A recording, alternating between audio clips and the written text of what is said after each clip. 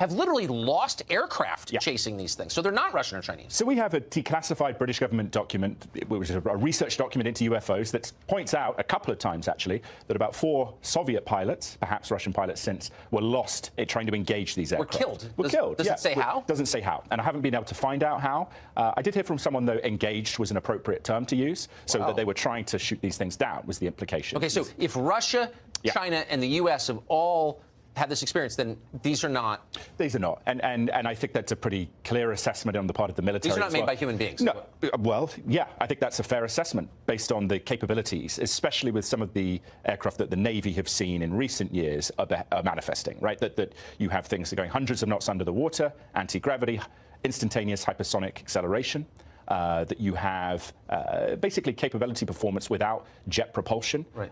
This stuff is not stuff that China or Russia have anywhere near the capability Well, of. then physics can explain. Exactly. So why is the Pentagon lying about this? Why have they lied about it for so long?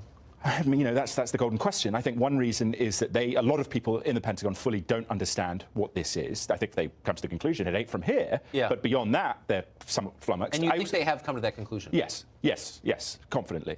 They think this is extraterrestrial, just to be totally blunt about it. Or extra-dimensional, something extra, let's put it that way. It's not from this world. Not from this world, and not from Elon Musk. You know, some people say maybe it's some secret billionaire somewhere. It's too advanced.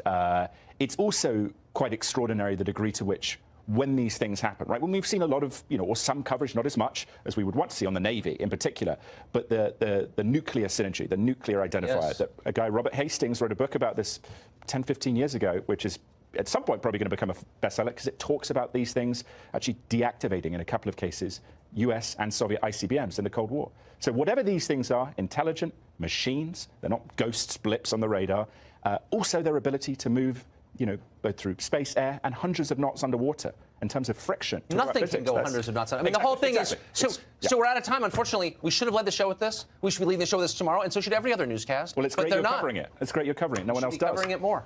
It's unbelievable. It is. Thank you. Thank you. Good to see you, Tom Rogan.